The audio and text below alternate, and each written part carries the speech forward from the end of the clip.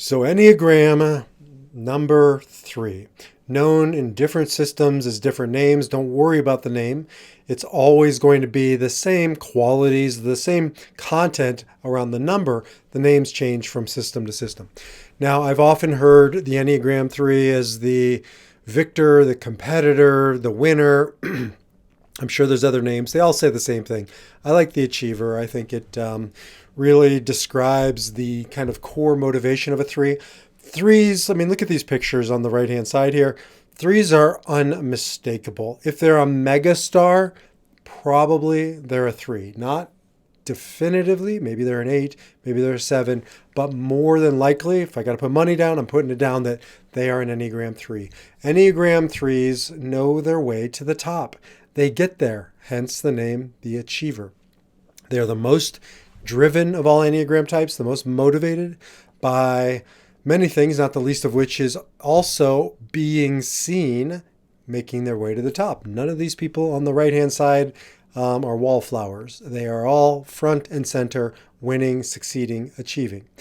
So success makes sense is a core value for an Enneagram 3. For some, it's an outcome that they hope to get to, but for a 3, it's a value. They want to succeed.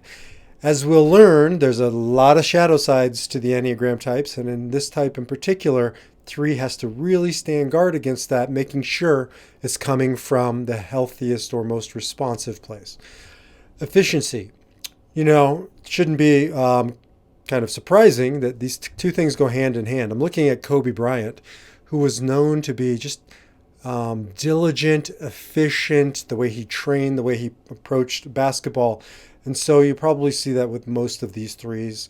3s like efficiency. They like the path of least resistance. They like to do things effectively, but more important, and this can get them into some trouble, sometimes more important than effectiveness is efficiency, and we can cut corners. Confidence. 3s are just naturally confident. I think this is a nurture thing. If you're successful as a toddler, you're the first to walk, and then everybody claps, and then you're, the first to do this, and then the first to do that, and then you excel on the field or the playground, and everybody's clapping constantly. You're going to develop a natural confidence. Maybe it's an 8, maybe it's born, probably a combination thereof, but 3s are confident. They exude confidence all the time. No. Certainly not behind closed doors, and this is one of the growth opportunities for a 3, is to make sure that how they are behind closed doors is also how they are on the world stage, because sometimes that's another name, the performer. Sometimes they can be seen as performers, and their inner life or behind closed doors doesn't always match up to the outer life, but they're naturally confident. If they are on your team, you're going to feel confident. It's one of their superpowers. They can motivate those around them like no other type and instill confidence along the way. 3s really want to work hard. They want to be the best version of themselves when they're doing the work. They're probably one of the more likely types to get engaged in self-help and self-development. Now, to what end? That depends on the health of a 3. Are they doing it to win friends and influence people and make money? Or are they doing it to be the best version of themselves? That's up to them. And lastly, ambition. 3s are climbers. They're achievers. Again, all of this is really saying the same thing, that 3s know how and like to win.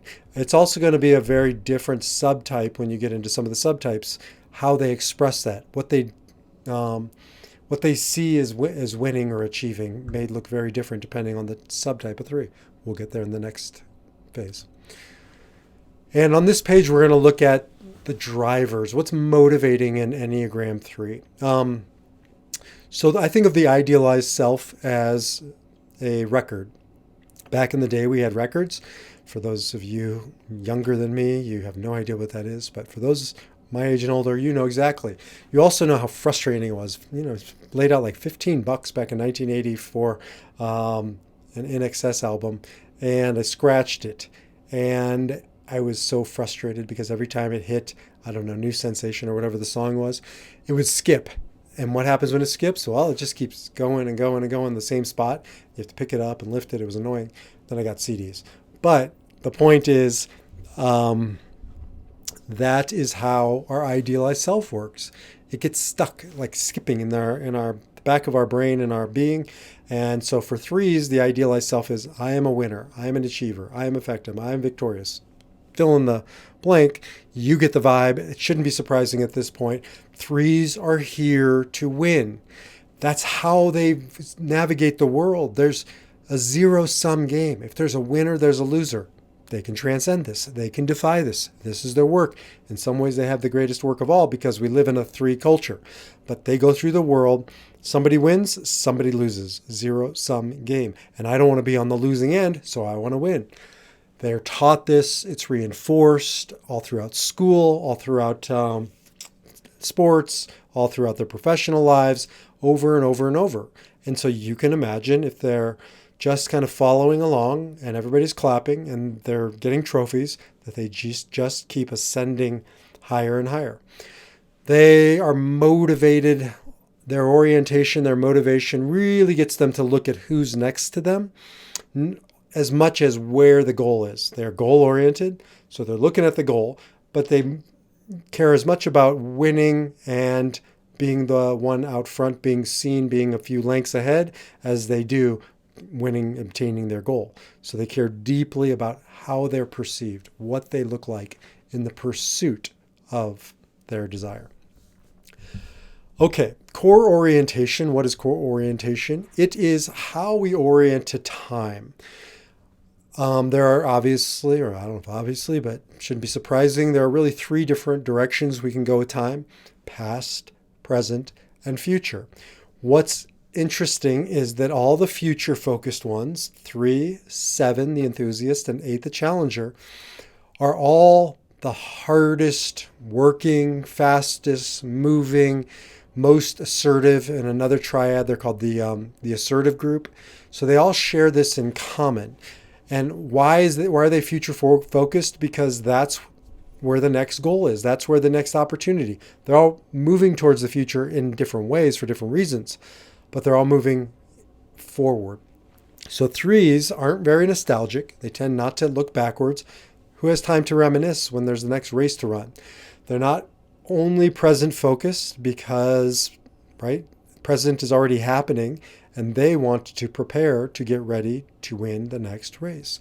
Now they can get themselves into trouble, 8s and 7s along with them, when they stop looking at the present. The people around them continuously are looking at the future, and they find that they've moved so fast into the future that they turn around and nobody's behind them. This is a major challenge and consequence, especially of being a 3, because hardly any other type can keep pace.